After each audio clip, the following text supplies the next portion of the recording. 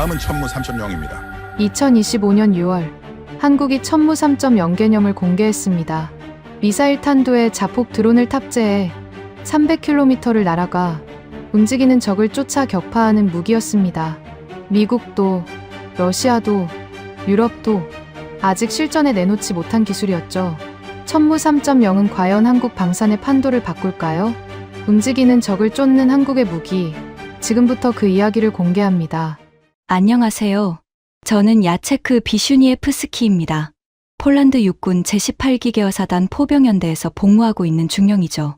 제가 처음 천무 발사대 앞에 섰던 날을 아직도 잊지 못합니다. 2023년 봄이었습니다. 바르샤바에서 북동쪽으로 2시간쯤 달리면 나오는 비알리스토크 외곽 훈련장이었는데 4월에 폴란드는 아직 겨울 냄새가 남아 있었죠. 땅이 군데군데 얼어있고 전날 내린 비가 진흙으로 굳어 있었습니다. 그 위에 천무 발사대 2대가 나란히 서 있었어요. 폴란드 국기와 태극기가 함께 그려진 현수막 아래서 우리 연대원들이 넋을 잃고 그 차체를 바라봤습니다. 솔직히 말씀드리면 처음엔 반신반의했습니다. 우리 폴란드 군인들은 오랫동안 소련제 장비에 익숙했으니까요.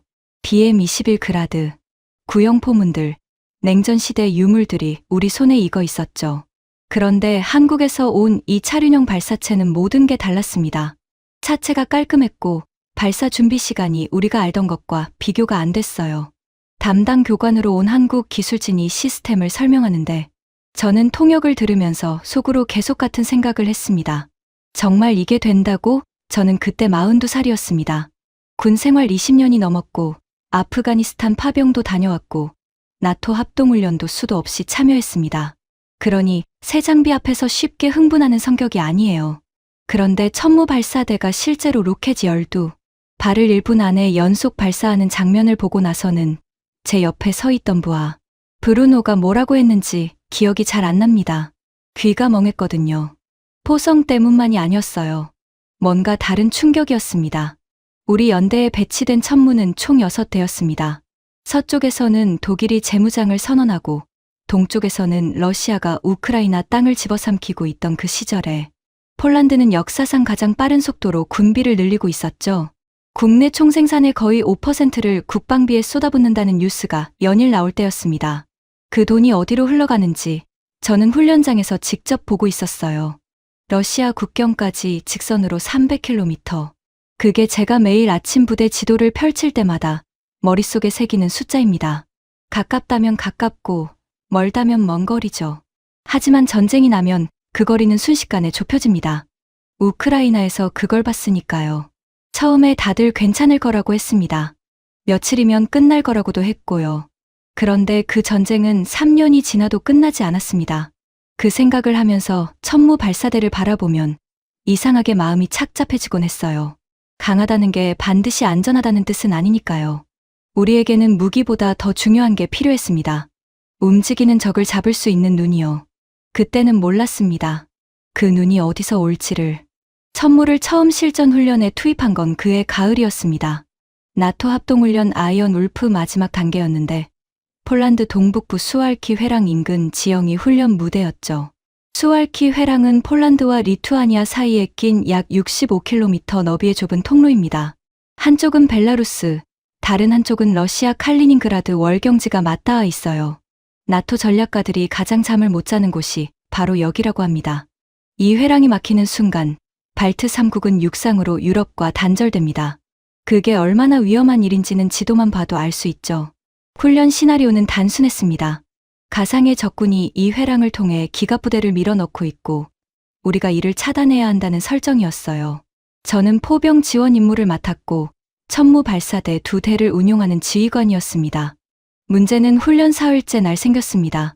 정찰 드론이 적 이동식 발사 차량을 포착했습니다. 화면으로 보니 숲 끝자락에서 발사 준비를 하고 있었어요. 우리 기준으로 약 220km 거리였습니다. 천무로 충분히 닿는 사거리였죠. 저는 즉시 좌표를 입력하고 발사 명령을 준비했습니다. 그런데 거기서 처음으로 벽에 부딪혔습니다. 발사 준비에 걸린 시간은 3분이 채 안 됐습니다. 빠른 편이었어요. 그런데 좌표를 고정하고 발사하는 그 3분 사이에 드론 화면 속 발사 차량이 움직이기 시작했습니다. 숲 안으로 들어가는 거였어요. 훈련 심판관이 이미 발사를 완료한 것으로 판정했고 우리 로켓은 빈 공터를 때린 셈이 됐습니다. 저는 헤드셋을 벗고 잠시 멍하니 있었습니다. 부하 브루노가 옆에서 말했어요. 목소리가 조심스러웠죠. 중령님, 3분 안에 이동했습니다. 우리 발사 준비 시간이랑 거의 똑같네요. 그게 정확히 문제였습니다. 천무는 강했습니다. 사거리도 충분했고 정확도도 뛰어났어요. 그런데 그건 어디까지나 멈춰있는 표적을 상대로 한 이야기였습니다. 이동식 발사 차량처럼 쐈다가 숨어버리는 상대는 달랐어요. 발사 준비를 하는 그 짧은 순간에 이미 자리를 옮겨버리니까요. 훈련이 끝나고 숙소로 돌아오는 차 안에서 저는 우크라이나 전선에서 들려오는 소식들을 떠올렸습니다. 러시아군이 이스칸데르 이동식 발사 차량을 이용해서 발사하고 숨기를 반복한다는 이야기. 그걸 잡으려다 실패한 사례들. 그게 훈련이 아니라 실전이었다면 어땠을까요? 차창 밖으로 폴란드 들판이 어둠 속에 흘러갔습니다. 멀리 온갖 불빛이 드문드문 보였어요. 평화로운 풍경이었습니다.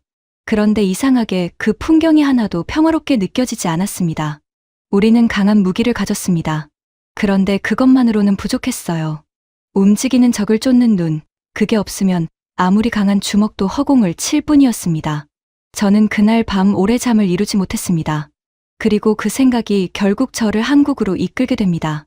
겨울이 지나고 이듬해 봄이 왔습니다. 2024년이었죠.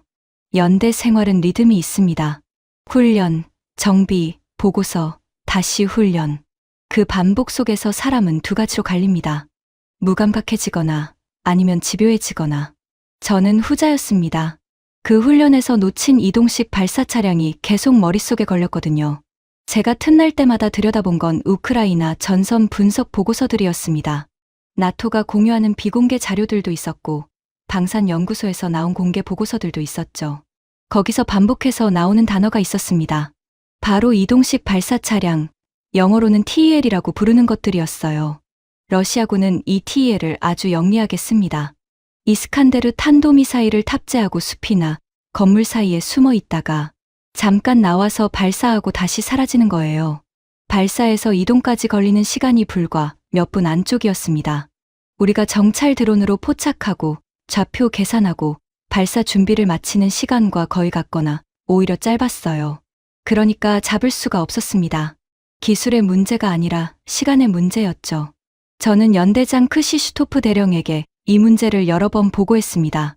크시슈토프 대령은 제 이야기를 항상 끝까지 들어주는 사람이었는데 그때마다 표정이 같았어요. 공감하지만 당장 답이 없다는 그 얼굴이요. 야체크, 그건 우리만의 문제가 아니야. 미국도 영국도 같은 고민을 하고 있어.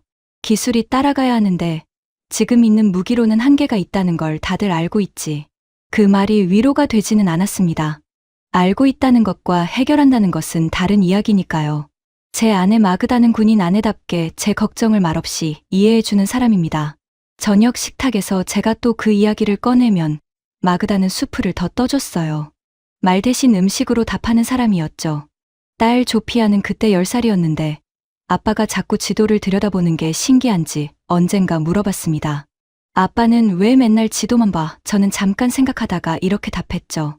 안전한 길을 찾고 있어. 조피아가 고개를 갸웃했습니다. 그 표정이 왜인지 오래 기억에 남았어요. 그해 여름, 연대에 공문이 하나 내려왔습니다. 나토 회원국 포병 장교 대상 한국 방산시설 참관 프로그램이었는데 폴란드 육군 본부에서 참가자를 추천해달라는 내용이었어요. 한화에어로스페이스가 주관하고 한국 방위사업청이 협력한다고 적혀 있었습니다. 참관 일정은 열흘이었고 창원 생산시설과 서울 방산 전시 행사가 포함돼 있었죠. 크시슈토프 대령이 저를 불렀습니다. 야체크, 내가 가는 게 맞겠지. 저는 잠시 망설였습니다. 망설인 건 반초도 안 됐지만요. 가겠습니다. 그게 시작이었습니다.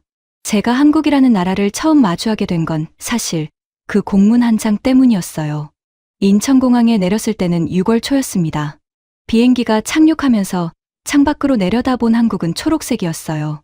생각보다 산이 많았고 그 산들 사이로 도시가 빽빽하게 들어차 있었습니다. 폴란드의 평야 지형과는 완전히 다른 풍경이었죠. 저는 그 풍경을 보면서 이상한 생각을 했습니다. 이렇게 산이 많은 나라가 어떻게 세계 최고 수준의 자주포와 다연장 로켓을 만들어냈을까? 나중에 알게 됐지만 그 산들이 오히려 이유였습니다. 북쪽 국경에서 포소리가 들릴 수 있는 나라에서는 무기가 생존의 문제가 되니까요. 함께 온 참관단은 모두 8명이었습니다. 폴란드에서는 저 포함 둘이었고 나머지는 노르웨이, 에스토니아, 루마니아에서 온 장교들이었어요. 노르웨이에서 온 에리크 대령은 키가 2m에 가까웠고 에스토니아에서 온 마리트 소령은 말수가 적고 눈빛이 날카로웠습니다. 다들 자기 나라에서 천무를 운용하거나 도입을 검토 중인 인물들이었어요.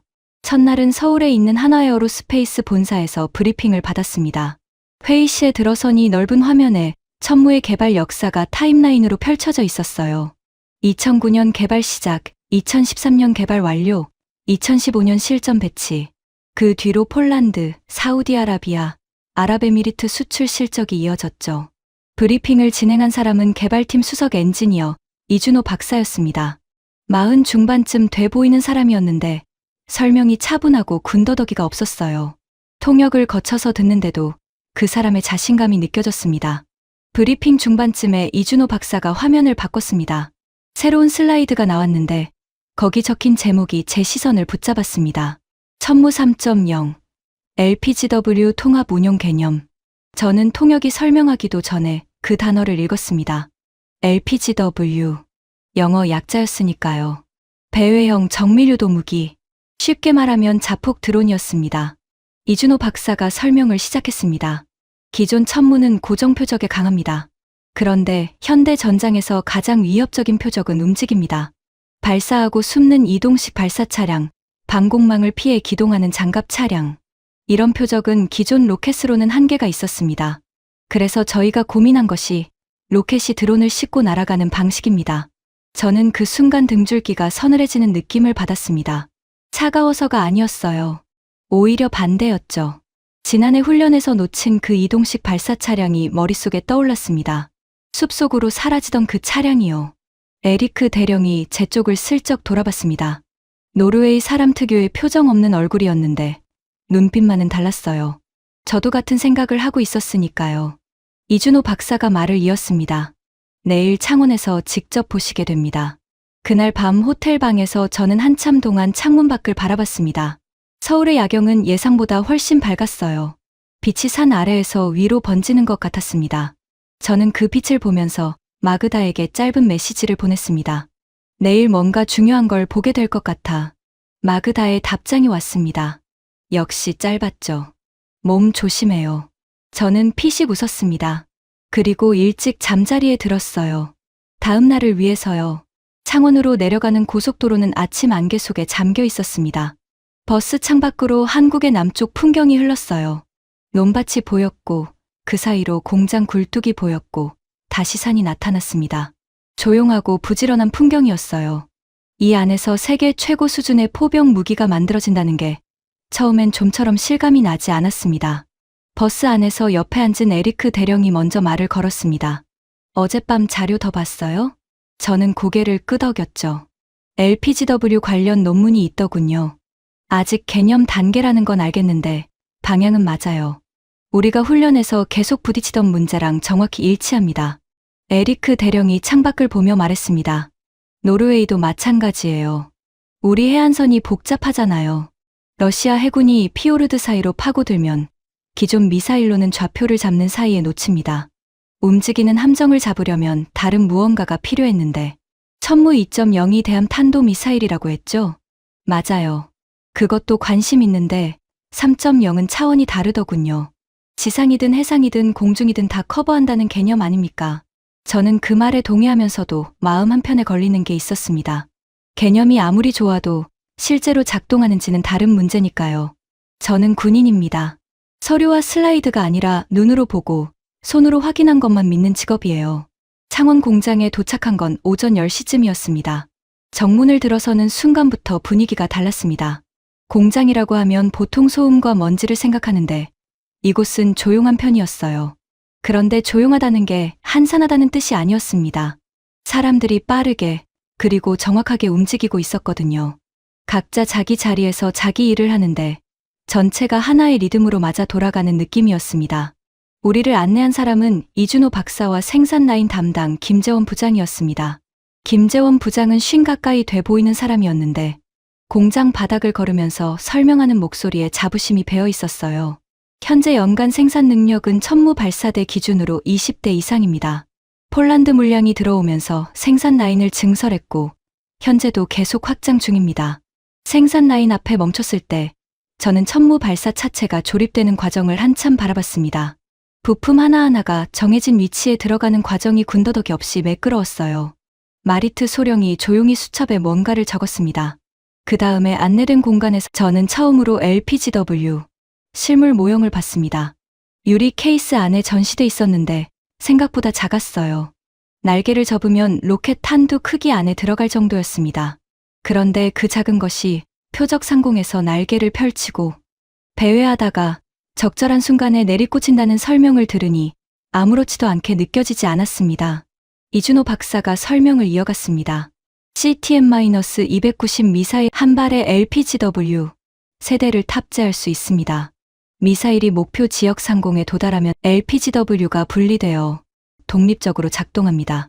탐지, 추적, 타격까지 전 과정이 자동으로 이뤄지고 지상 통제소에서 실시간으로 개입할 수도 있습니다. 저는 그 모형을 들여다보면서 생각했습니다. 이게 실전에서 작동한다면 지난 훈련에서 놓친 그 이동식 발사 차량은 어땠을까? 우리 로켓이 발사되고 하늘에서 이 드론들이 분리되어 숲 위를 배회했다면 차량이 숲 안으로 사라지는 순간에도 드론은 계속 따라갔을 겁니다. 그러나 저는 그 생각을 쉽게 확신으로 이어가지 못했습니다. 군인의 직관이라는 게 있어요. 새로운 무기 앞에서 너무 빨리 마음을 열면 그 무기의 약점을 놓치게 됩니다. 실전에서 그 대가를 치르는 건 저와 제 부하들이고요. 에리크 대령이 이준호 박사에게 물었습니다. 실제 운용 테스트 결과가 있습니까? 이동 표적에 대한 명중률 데이터 같은 것들이요. 이준호 박사가 잠깐 표정을 가다듬었습니다. 그리고 대답했어요. 현재 개발 단계입니다. 개념 검증은 완료됐고 실사격 시험이 진행 중입니다. 완전한 운용 데이터는 내년에 공개될 예정입니다. 개발 단계. 저는 그 말이 머릿속에 걸렸습니다. 믿고 싶었습니다. 솔직히 말씀드리면 이 기술이 완성되기를 간절히 원했어요. 그런데 간절함과 확신은 다른 겁니다. 저는 아직 확신할 수 없었습니다. 그날 오후 숙소로 돌아오는 버스 안에서 저는 창밖을 보며 한참을 아무 말도 하지 않았습니다. 에리크 대령도 마찬가지였어요. 우리는 같은 것을 보고 같은 고민을 하고 있었습니다. 이게 진짜라면 모든 것이 달라질 수 있습니다. 그런데 아직 아무것도 증명되지 않았어요. 내일 시연이 남아 있었습니다. 시연장은 창원 외과학 야외 사격장이었습니다. 버스에서 내리니 바람이 제법 강하게 불었어요. 6월 초에 한국 남쪽은 생각보다 습했습니다. 공기 자체가 무거운 느낌이었는데 그게 오히려 이 장소의 분위기와 잘 맞았습니다. 긴장이 배어있는 날씨였어요. 사격장 한쪽에 천무 발사대 한 대가 자리를 잡고 있었습니다.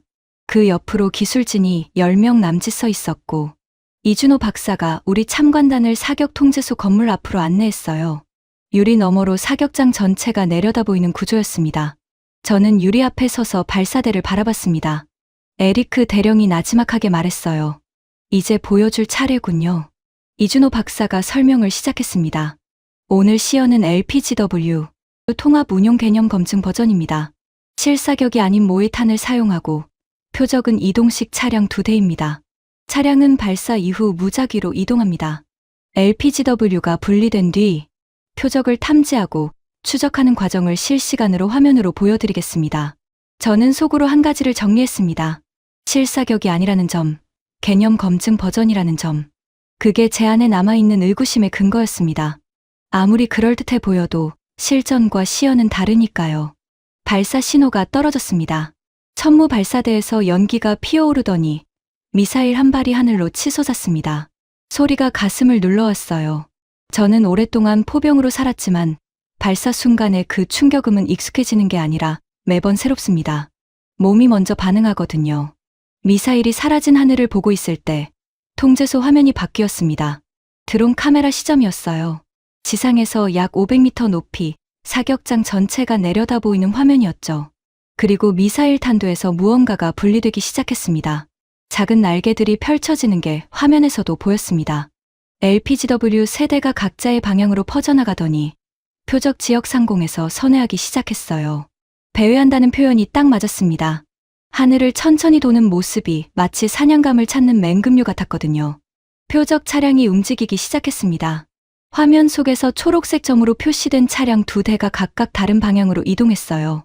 한 대는 숲 쪽으로, 다른 한 대는 건물 뒤쪽으로 방향을 틀었습니다. 저는 숨을 참았습니다. 이건 제가 훈련에서 실패했던 바로 그 상황이었으니까요. LPGW 중 한 대가 숲 쪽으로 향하는 차량을 따라붙었습니다. 차량이 나무 아래로 들어가도 드론은 계속 따라갔어요. 그리고 차량이 잠시 멈추는 순간 화면에 붉은 표시가 나타나면서 타격 판정이 떴습니다. 다른 드론은 건물 뒤로 숨은 차량을 건물 옆 각도에서 우회해서 접근했고 역시 타격 판정을 받았습니다. 전체 시간이 얼마나 걸렸는지 아십니까? 발사에서 두 차량 모두 타격까지 4분 17초였습니다. 저는 그 숫자를 듣고 나서 아무 말도 하지 못했습니다. 지난 훈련에서 이동식 발사 차량이 숲 안으로 사라지는데 걸린 시간이 3분이었습니다. 그때 우리는 놓쳤어요. 그런데 이 드론은 4분이 넘는 시간 동안 표적을 계속 쫓아갔습니다. 숲도 건물도 장애물이 되지 않았어요. 에리크 대령이 제 옆에서 천천히 말했습니다. 야체크. 저는 그쪽을 돌아봤어요. 에리크 대령이 화면을 가리키며 말했습니다. 우리가 찾던 게 이거 아닙니까? 저는 대답하지 않았습니다. 대답할 말이 없어서가 아니었어요. 대답하는 순간 뭔가가 돌이킬 수 없이 바뀌는 느낌이 들어서였습니다. 이준호 박사가 우리 쪽을 봤습니다. 말하지 않아도 우리 표정에서 무언가를 읽은 것 같았어요. 그는 조용히 고개를 한번 끄덕였습니다. 저는 그 끄덕임이 오래 기억에 남았습니다. 시연이 끝나고 저녁 식사 자리가 마련됐습니다. 창원 시내 한 식당이었는데 긴 테이블 위에 음식이 가득 차려져 있었어요. 생전 처음 보는 반찬들이 10가지가 넘었는데 통역이 하나하나 설명해줬지만 절반은 이름도 기억 못했습니다. 그래도 입에 넣어보니 맛이 좋았어요. 특히 돼지갈비 같은 걸 불판에 구워 먹는 방식이 인상적이었습니다. 폴란드에도 고기 굽는 문화가 있는데 방식이 달라서 흥미로웠죠. 이준호 박사가 제 옆에 앉았습니다. 공식 일정이 끝난 자리여서인지 그의 말투가 조금 부드러워진 느낌이었어요. 오늘 어떠셨어요? 저는 솔직하게 말했습니다. 놀랐습니다. 예상보다 훨씬. 이준호 박사가 고개를 끄덕이며 소주잔을 들었습니다. 한국식으로 두 손으로 잔을 드는 모습이었어요. 저도 따라서 잔을 들었습니다. 비슈니에프스키 중령님이 특히 관심을 보이시더군요. 이동 표적 부분에서요.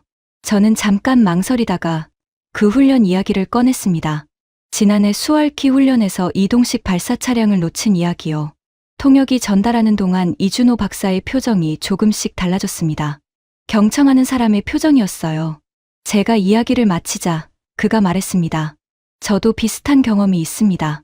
무기가 아니라 개발자로서의 경험이지만요. 저는 그 말에 조금 놀랐습니다. 무슨 이야기인지 더 들어보고 싶었어요. 이준호 박사가 말을 이었습니다. 천무 초기 모델을 개발할 때였습니다. 사거리와 정확도에는 자신 있었는데 실제 군에서 운용하는 분들이 가장 많이 묻는 게 따로 있었어요. 움직이는 표적은 어떻게 잡느냐고요. 그 질문을 처음 들었을 때는 솔직히 당황했습니다. 무기 자체의 성능을 높이는 데만 집중했지 표적이 움직인다는 전제로 설계를 한 게 아니었으니까요. 저는 그 말이 와닿았습니다. 그래서 시작하신 게 3.0이군요. 그렇습니다. 근데 시작하고 보니 이게 기술 문제만이 아니었어요. 드론이 자율적으로 판단하고 타격하도록 하려면 인공지능이 어디까지 개입해야 하는지, 그 판단을 누가 최종적으로 책임지는지 이런 문제들이 따라왔습니다. 저는 그 부분이 마음에 걸렸어요. 자율 타격이라면 5인 사격 가능성도 있지 않습니까? 민간인이나 아군을 표적으로 삼을 위험이요. 이준호 박사가 바로 답했습니다. 그래서 지상 통제소에서 최종 승인을 받는 구조를 기본으로 합니다. 드론이 표적을 탐지하고 추적까지는 자율로 하되 타격 명령은 사람이 내리는 거죠. 속도와 안전 사이의 균형입니다.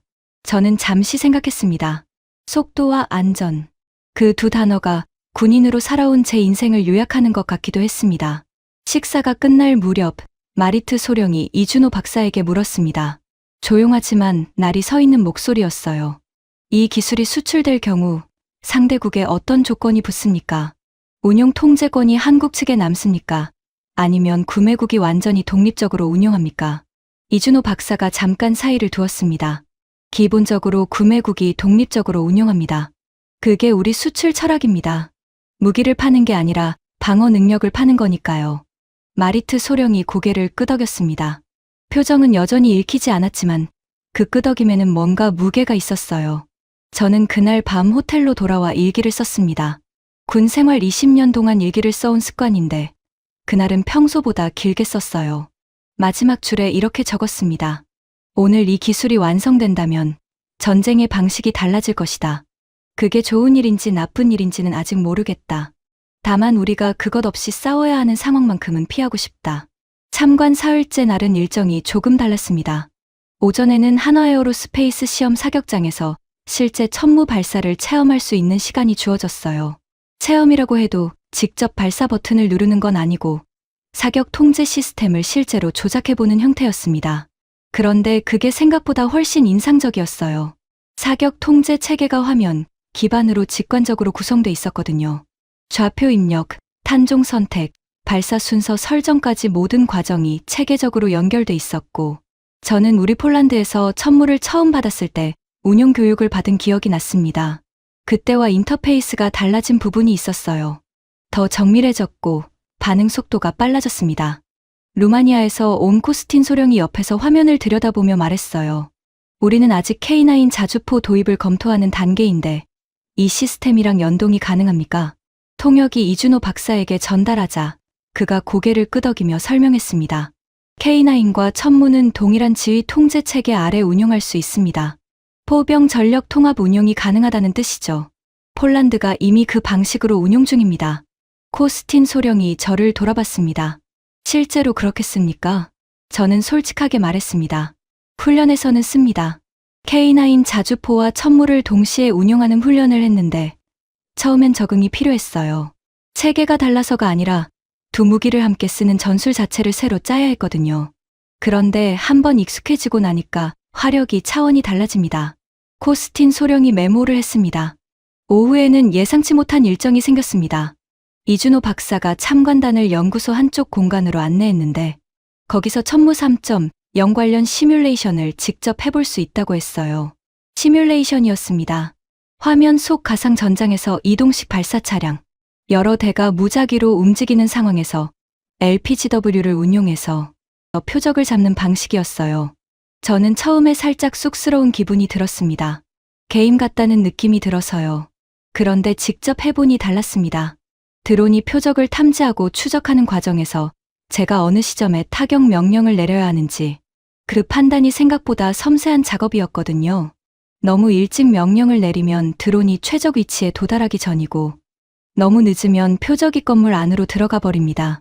저는 3번 시도했는데 처음 2번은 타격 타이밍을 놓쳤어요. 3번째에야 이동 중인 차량 2대를 모두 잡았습니다. 에리크 대령은 한 번에 성공했습니다. 그 사람은 역시 직관이 좋더군요. 마리트 소령은 5번 시도해서 5번 모두 성공했습니다. 참관단 전체가 그 결과에 조용히 놀랐어요. 나중에 제가 마리트 소령에게 물었습니다. 어떻게 그렇게 정확하게 잡습니까? 마리트 소령이 잠깐 생각하다가 답했습니다.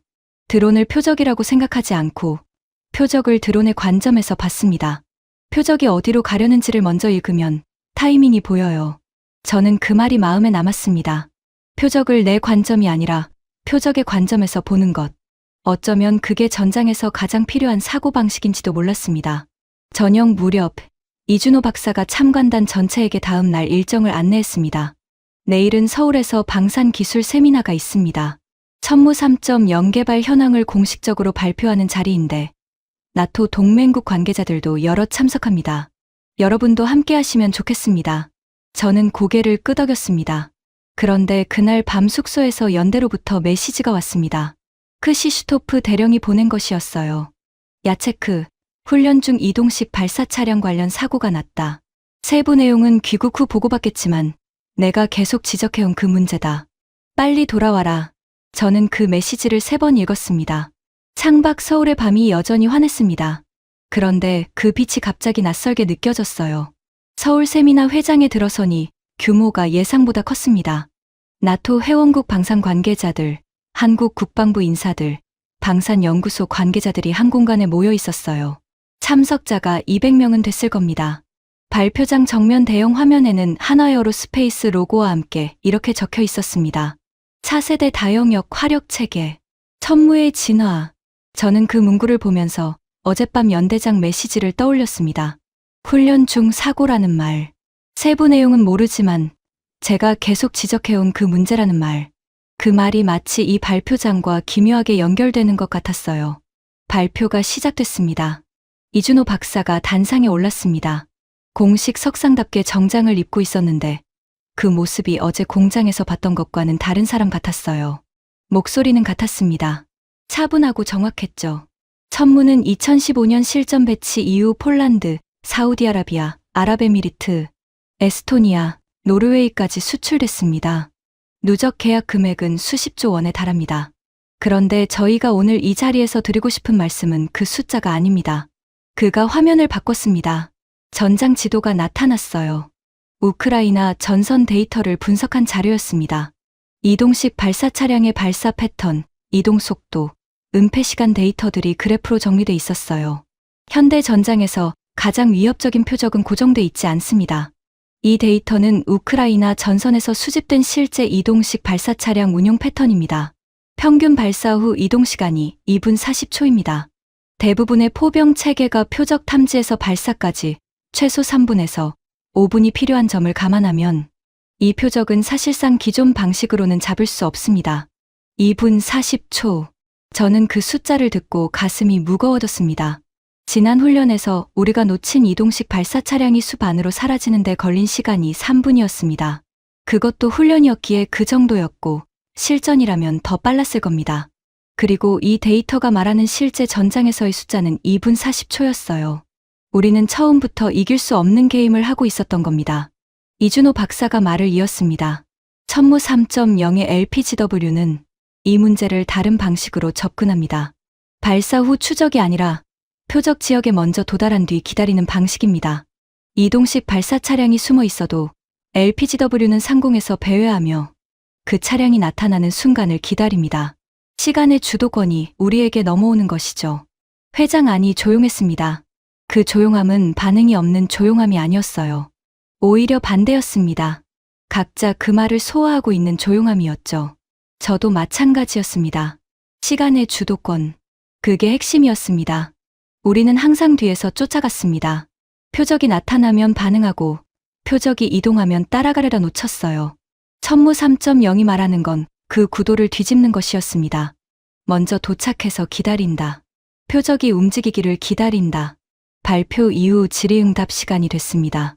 여러 나라 관계자들이 손을 들었는데 에리크 대령도 질문을 했어요. LPGW가 배회하는 시간 동안 적의 전파 방해나 재민 공격에 얼마나 취약합니까? 이준호 박사가 즉답했습니다.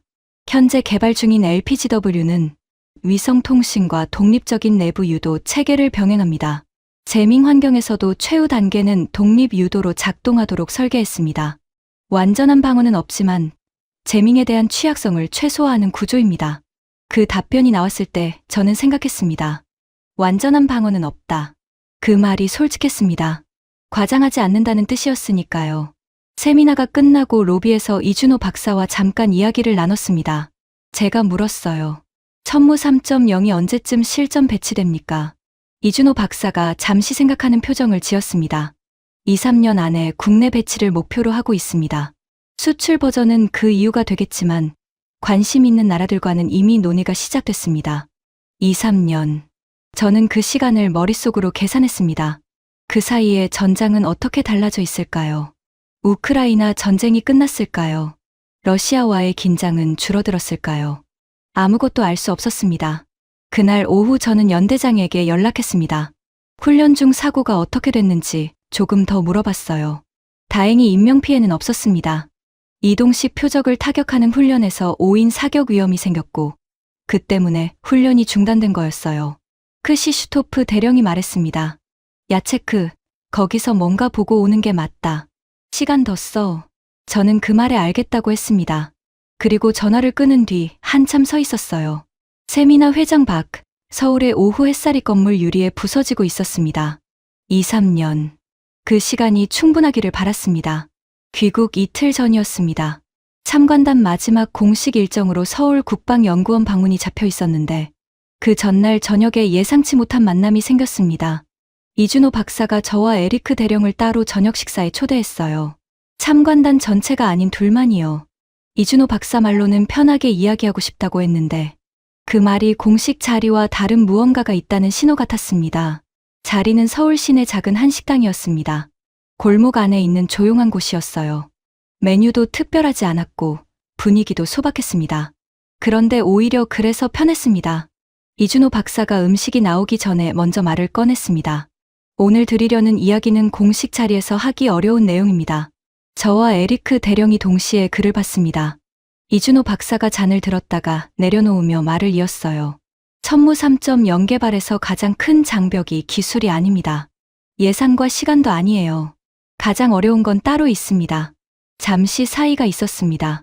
드론이 자율적으로 표적을 탐지하고 추적할 수 있도록 하려면 그 판단 기준을 알고리즘으로 만들어야 합니다.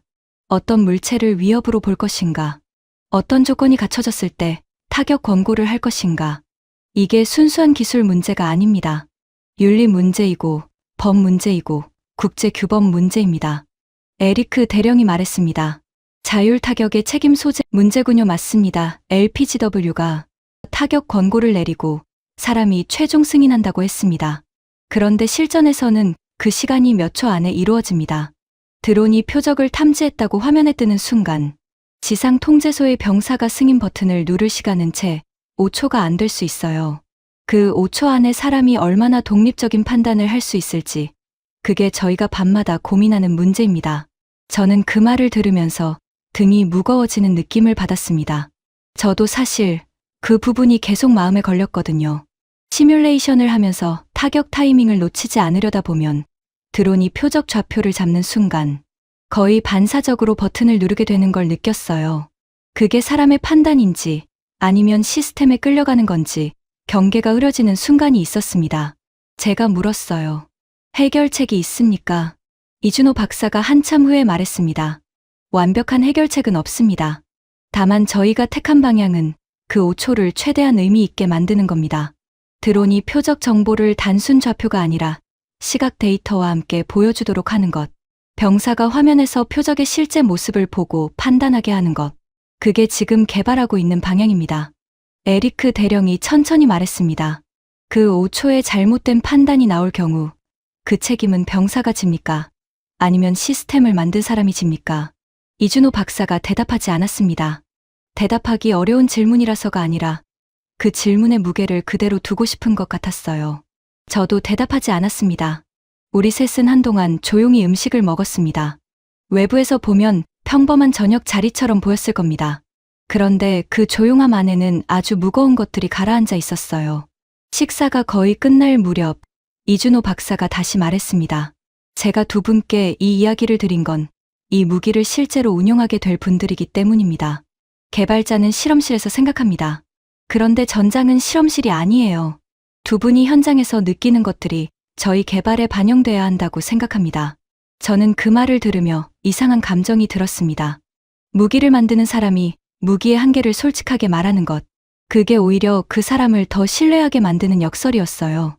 호텔로 돌아오는 택시 안에서 에리크 대령이 말했습니다. 야체크, 이거 쉬운 결정이 아니겠군요. 저는 창밖을 보며 고개를 끄덕였습니다.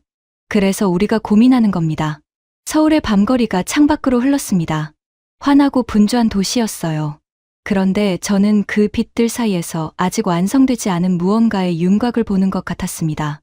내일이면 귀국입니다. 저는 무엇을 들고 돌아가야 할지 아직 정리가 되지 않았어요. 폴란드로 돌아온 건 6월 중순이었습니다. 인천공항을 떠날 때 비가 내리기 시작했어요. 비행기 창문에 빗줄기가 흘러내리는 걸 보면서 저는 열흘 동안의 기억을 순서대로 되감아봤습니다. 천무 발사대, 시연장, 이준호 박사의 저녁 식사, 그리고 그 5초라는 말. 바르샤바 공항에 내리니 날씨가 흐렸습니다. 폴란드의 여름은 한국보다 서늘했어요.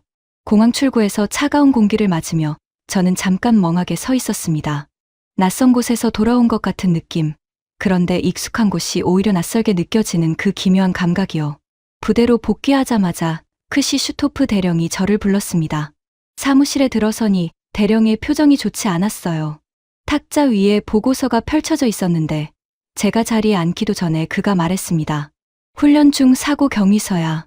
읽어봐. 저는 보고서를 집어들었습니다. 내용은 이랬습니다. 연대 이동식 표적 타격 훈련에서 정찰 드론이 포착한 표적 차량이 이동하는 사이 후속 타격 지시가 지연됐습니다. 그 과정에서 좌표 오입력이 발생했고 모이탄이 훈련 구역 경계 바깥으로 날아갔어요. 인명피해는 없었지만 훈련 중단 조치가 내려졌고 해당 사격 지휘관은 직무 정지 처분을 받았습니다. 저는 보고서를 읽는 내내 손이 무거웠습니다. 그 사격 지휘관은 브루노였어요. 제 직속 부하였습니다. 크시슈토프 대령이 말했습니다. 야체크, 이 친구가 계속 주장하는 게 뭔지 알아? 표적이 움직이는 상황에서 기존 시스템으로는 판단 시간이 부족하다는 거야. 내가 작년부터 보고서에 써온 내용이랑 똑같아. 저는 보고서를 내려놓았습니다. 브루노 상태는요. 직무 정지라 지금 집에 있어. 심리 상태가 좋지 않다고 하더군. 저는 그날 저녁 브루노에게 전화를 했습니다. 신호가 여러 번 울린 뒤에야 받았어요. 브루노의 목소리가 낮았습니다. 평소와 달리 말수가 없었어요. 저는 억지로 위로하는 말 대신 그냥 이렇게 말했습니다. 네, 잘못이 아니야. 브루노가 잠시 침묵했다가 말했습니다. 중령님, 저는 버튼을 눌렀습니다. 제가 누른 거예요. 저는 그 말에 할 말을 잃었습니다. 그가 계속 말했어요. 표적이 이동한다는 걸 알았습니다. 그래도 좌표를 바꿔야 한다고 판단했어요. 그 판단이 틀렸습니다. 시스템 탓이 아니에요. 제가 틀렸습니다. 저는 전화를 끊고 한참을 앉아 있었습니다. 브루노는 자책하고 있었어요. 그런데 저는 알고 있었습니다. 그 상황에서 어떤 숙련된 병사도 완벽한 판단을 내리기 어려웠을 거라는 걸요. 이동하는 표적, 제한된 시간, 실시간으로 바뀌는 좌표. 그건 사람의 반응 속도로 감당하기 어려운 조건이었습니다. 그런데 시스템이 그걸 감당하게 해줄 수 있다면 어떨까요? 저는 한국에서 본 LPGW를 떠올렸습니다. 표적이 움직여도 드론이 따라가는 그 장면. 5초 안에 버튼을 누르는 사람, 그리고 그 판단의 무게.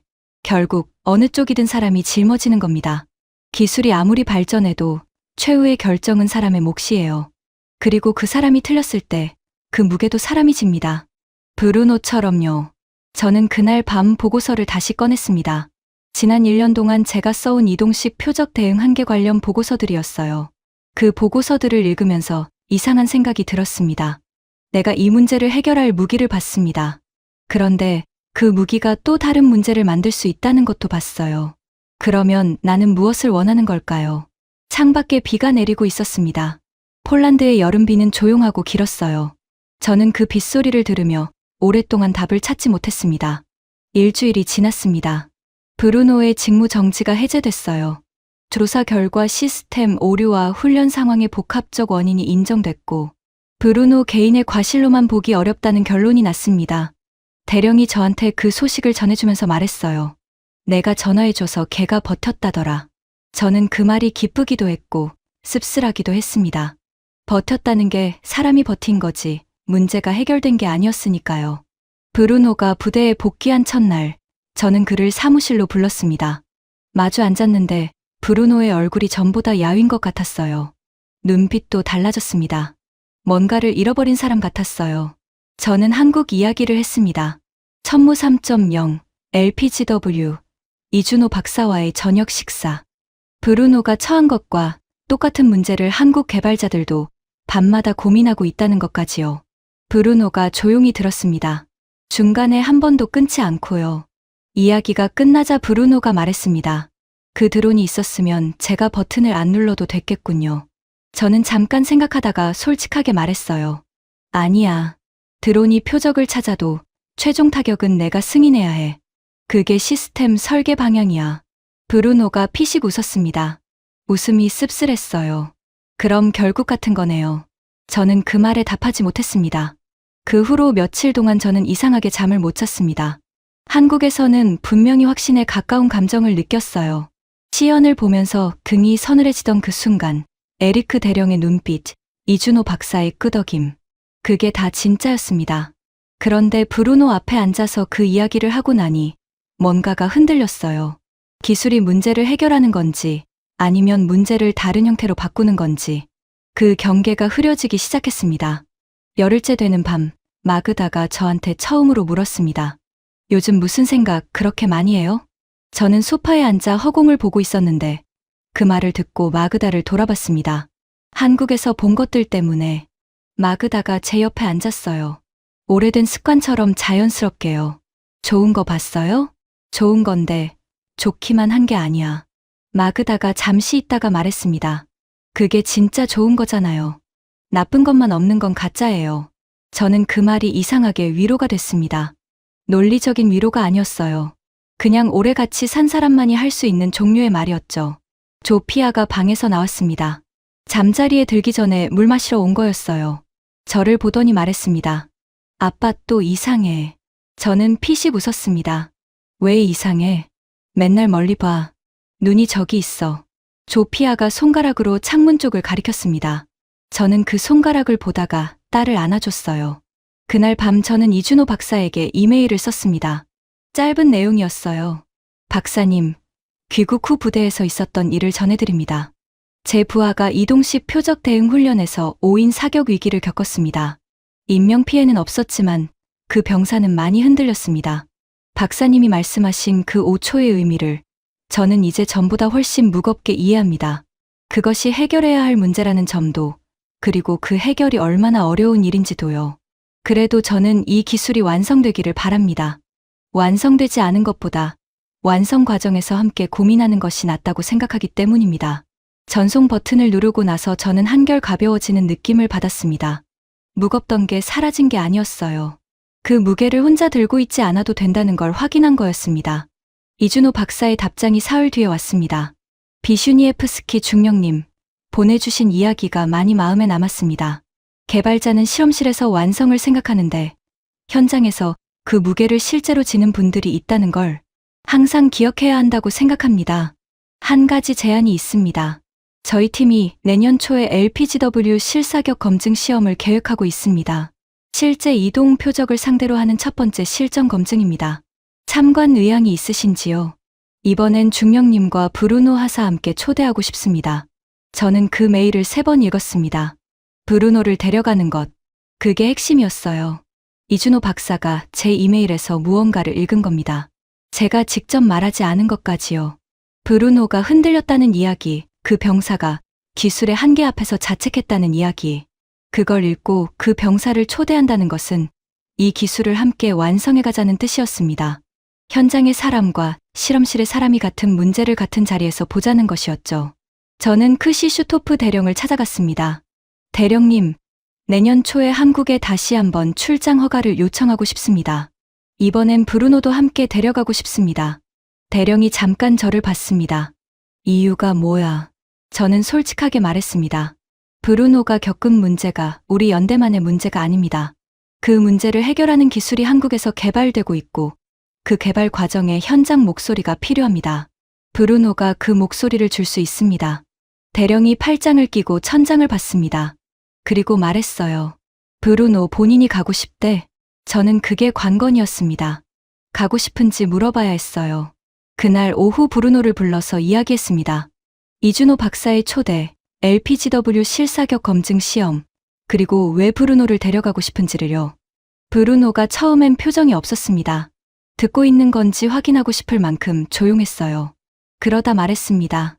제가 거기 가서 뭘 할 수 있습니까? 내가 겪은 걸 말해주면 돼. 기술자들이 실험실에서 못 보는 걸 너는 훈련장에서 봤어. 그게 필요한 거야. 브루노가 한참 침묵했습니다. 그리고 고개를 들었어요. 가겠습니다. 그 말이 짧았지만 무게가 달랐습니다. 뭔가를 결심한 사람의 말이었어요. 크시슈토프 대령이 출장을 승인해줬습니다. 조건이 하나 있었어요. 돌아와서 전체 연대 앞에서 보고하라는 것이었습니다.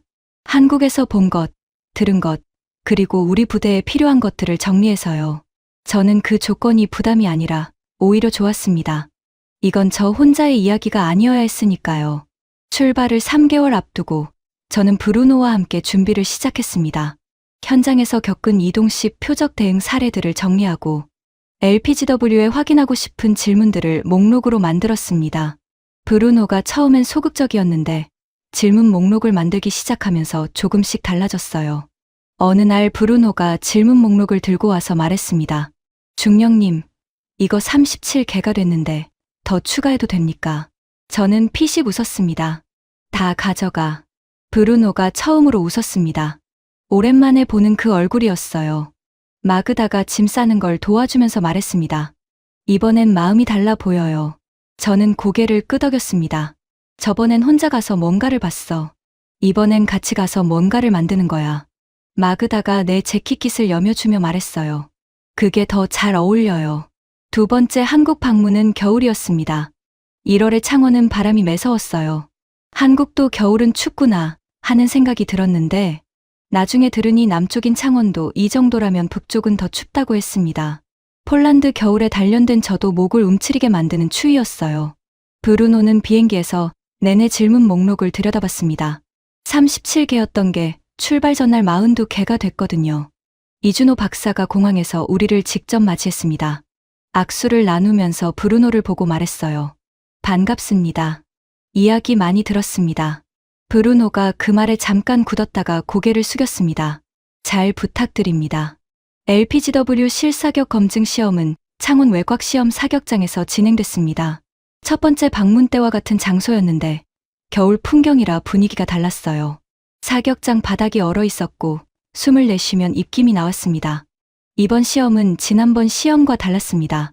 모의탄이 아니라 실제 LPGW였고 표적도 고도화됐어요. 전파 방해 장치를 탑재한 이동식 차량이 무작위로 움직이는 조건이었습니다. 재밍 환경에서 LPGW가 얼마나 독립적으로 작동하는지를 보는 것이었죠. 발사 전 이준호 박사가 브루노에게 사격 통제 화면을 보여주며 직접 설명했습니다. 브루노가 질문 목록을 꺼냈어요.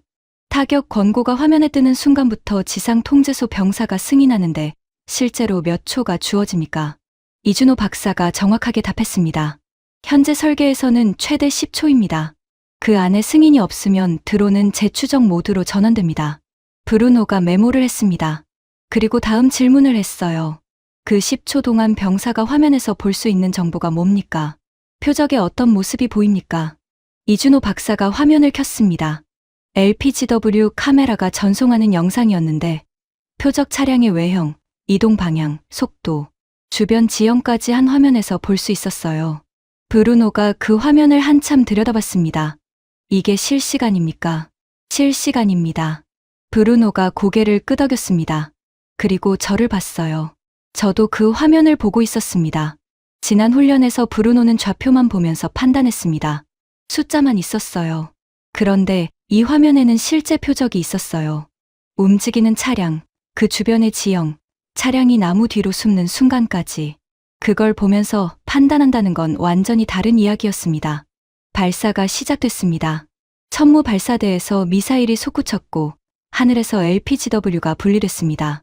세 대의 드론이 각자의 경로로 퍼지더니 전파 방해 환경에서도 표적 지역 상공에서 선회를 시작했어요. 표적 차량이 이동을 시작했습니다.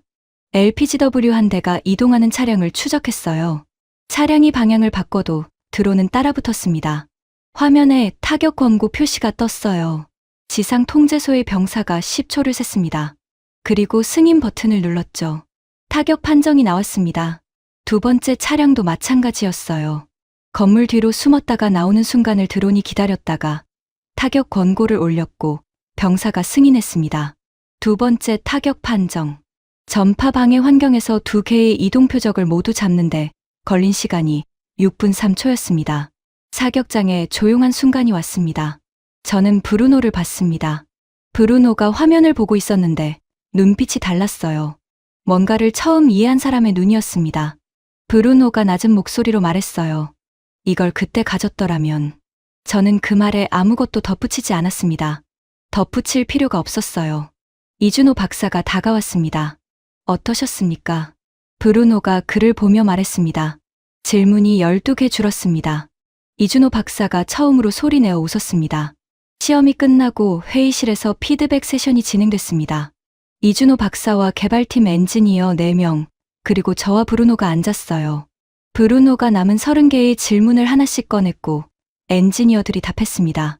어떤 건 바로 답이 나왔고 어떤 건 개발팀도 아직 풀지 못한 문제였어요. 그 자리에서 가장 인상적이었던 건 엔지니어들의 태도였습니다. 모르는 걸 모른다고 했어요. 아직 해결 못했다고 했습니다. 그러면서 브루노의 현장 경험을 메모했어요. 양쪽이 서로에게 배우는 자리였습니다. 세션이 끝날 무렵 이준호 박사가 말했습니다. 오늘 받은 내용들을 다음 개발 단계에 반영하겠습니다. 특히 타격 권고 화면의 정보 구성, 병사의 판단, 보조 인터페이스 부분은 중령님 팀의 의견이 직접 반영될 겁니다. 브루노가 고개를 들었습니다. 저희 의견이 들어가는 겁니까? 네. 이 무기를 실제로 운용할 분들이 설계에 참여하는 겁니다. 브루노가 잠시 아무 말도 하지 않았습니다. 그리고 천천히 고개를 끄덕였어요. 그 끄덕임 안에 얼마나 많은 것들이 담겨 있는지 저는 알 것 같았습니다. 창원에서의 마지막 밤, 이준호 박사와 저는 숙소 근처 편의점에서 캔맥주를 하나씩 들고 주차장 벤치에 앉았습니다. 대단한 자리가 아니었어요. 그냥 피곤한 두 사람이 잠깐 쉬는 자리였죠. 이준호 박사가 말했습니다. 브루노 씨가 오길 잘한 것 같습니다. 저도 그렇게 생각합니다. 중령님은 어떠셨습니까? 첫 번째 방문이랑 비교해서요. 저는 맥주캔을 잠깐 내려다봤습니다. 첫 번째엔 기술을 봤습니다. 이번엔 기술이 사람한테 닿는 방식을 봤어요. 이준호 박사가 고개를 끄덕였습니다. 그게 더 중요한 거죠. 우리는 한동안 아무 말도 하지 않았습니다. 겨울 창원의 밤이 차가웠지만 이상하게 그 차가움이 불편하지 않았어요. 폴란드로 돌아온 날 밤, 조피아가 아직 자지 않고 기다리고 있었습니다. 11살이 내가 자정이 다 된 시간에 거실 소파에 앉아 있었어요. 마그다가 재우려 했는데 안 잔다고 버텼다고 했습니다. 저를 보더니 조피아가 말했어요. 아빠, 이번엔 뭐 만들었어? 저는 그 질문에 잠깐 멈췄습니다. 지난번에 조피아가 아빠는 왜 맨날 지도만 봐? 하고 물었을 때 저는 안전한 길을 찾고 있다고 했어요. 그런데 이번 질문은 달랐습니다. 뭘 봤냐가 아니라 뭘 만들었냐고 했거든요. 저는 무릎을 굽혀 조피아와 눈을 맞췄습니다. 아빠 친구들이랑 같이 뭔가 만들고 있어. 아직 다 안 됐는데 조금씩 되고 있어. 조피아가 고개를 갸웃했습니다. 언제 다 돼? 2, 3년. 그럼 내가 중학생 됐을 때? 맞아. 조피아가 잠깐 생각하는 척 하더니 말했습니다. 그럼 그때 보여줘. 저는 피식 웃으며 그러마했어요. 조피아를 재우고 나서 마그다와 부엌 테이블에 앉았습니다. 마그다가 차를 내왔어요. 저는 이번 방문 이야기를 처음부터 천천히 했습니다. 브루노가 변한 것, 이준호 박사와 주차장 벤치에 앉았던 것, 피드백 세션에서 엔지니어들이 메모하던 것까지요. 마그다가 다 듣고 나서 말했습니다. 브루노는 괜찮아요? 많이 달라졌어. 좋은 쪽으로. 그게 제일 중요한 거네요. 저는 고개를 끄덕였습니다. 그게 제일 중요한 거. 맞는 말이었어요. 천무 3.0이 완성되든 안 되든, LPGW가 실전에 배치되든 안 되든, 브루노가 다시 일어섰다는 것. 그게 먼저였습니다. 다음 날 아침 일찍 부대로 나갔습니다. 연대 전체 앞에서 보고가 있었거든요. 크시슈토프 대령이 약속한 그 자리였어요. 강당에 연대원 전체가 앉아 있었고, 저와 브루노가 나란히 단상 앞에 섰습니다. 저는 한국에서 본 것들을 차례대로 설명했습니다. 기술적인 내용, 개발 방향, 실사격 검증 시험 결과까지요. 그리고 마지막에 이렇게 말했습니다. 천무 3.0은 아직 완성되지 않았습니다. 2, 3년이 걸릴 겁니다. 그런데 우리가 가진 무기 중에서 우리가 현장에서 만나는 문제를 가장 정직하게 풀려고 하는 무기입니다. 그리고 그 과정에 우리 목소리가 들어가고 있습니다. 강당이 조용했습니다. 브루노가 다음으로 단상에 섰습니다. 짧게 말했어요. 저는 지난 훈련에서 실수를 했습니다. 그리고 그 실수가 어디서 왔는지를 한국에서 조금 이해했습니다. 기술이 아직 우리를 완전히 도울 수 있는 수준이 아니었다는 것. 그리고 그 기술이 지금 만들어지고 있다는 것. 저는 그 과정에 조금이나마 보탰습니다. 브루노가 말을 마치고 고개를 숙였습니다. 박수가 나왔습니다. 크지 않았어요. 그런데 진심이 담긴 박수였습니다. 크시슈토프 대령이 단상 옆에서 저를 봤습니다. 고개를 한번 끄덕였어요. 대령 특유의 표현 없는 끄덕임이었는데 저는 그 안에 담긴 뜻을 알았습니다. 보고가 끝나고 연대원들이 하나둘 강당을 빠져나가는 사이 저는 잠깐 창문 밖을 내다봤습니다. 폴란드의 1월 하늘이 낮고 회색이었어요. 그 색이 항상 무겁게 느껴졌는데 그날은 이상하게 그렇지 않았습니다. 그냥 겨울 하늘이었어요. 곧 봄이 올 하늘이요. 러시아 국경까지 직선으로 300km. 그 숫자는 변하지 않았습니다. 지도 위의 거리는 그대로였어요. 그런데 저는 더 이상 그 숫자를 혼자 세지 않아도 됐습니다. 한국에서 만난 사람들이 그 문제를 함께 들고 있었으니까요. 이준호 박사가, 그의 팀이, 그리고 브루노가 제 옆에 와서 말했습니다. 중령님, 질문이 아직 18개 남았는데. 저는 웃으면서 말했습니다. 다음에 또 가면 돼. 브루노가 고개를 끄덕였습니다. 이번엔 씁쓸하지 않은 얼굴로요. 저는 강당을 나서면서 주머니 속 휴대전화를 꺼냈습니다. 이준호 박사에게 짧은 메시지를 보냈어요. 오늘 보고 잘 마쳤습니다. 브루노도 잘했습니다. 18개 질문이 남아있다고 합니다. 다음 기회를 기다리겠습니다. 답장이 금방 왔습니다. 기다리겠습니다. 그때쯤이면 답할 준비가 더 돼 있을 겁니다. 저는 그 메시지를 보면서 걸음을 옮겼습니다. 하늘이 여전히 회색이었습니다. 그런데 발걸음이 가벼웠어요. 아직 완성되지 않은 것들이 있었습니다. 그것들이 완성되는 날을 저는 조피아 손 잡고 기다릴 생각이었습니다. 폴란드 군인 야체크가 한국에서 돌아올 때 그는 무기 하나를 본 게 아니었습니다. 움직이는 적을 쫓는 기술, 그리고 그 기술을 만드는 사람들의 고민을 봤습니다. 실수한 부하 브루노가 다시 일어서는 것도 봤고요. 천무 3.0은 아직 완성되지 않았습니다. 그런데 그 완성되지 않은 과정 안에 현장의 목소리와 실험실의 고민이 함께 들어가고 있습니다. 대한민국이 무기를 만드는 방식이 바뀌고 있습니다. 파는 게 아니라 함께 완성하는 방향으로요. 오늘 이야기가 여러분께 닿았기를 바랍니다. 해외 감동 대한민국이었습니다. 이 영상은 실제 뉴스와 사실을 바탕으로 한 소설 컨텐츠입니다. 인공지능과 인간 작가가 함께 제작했습니다.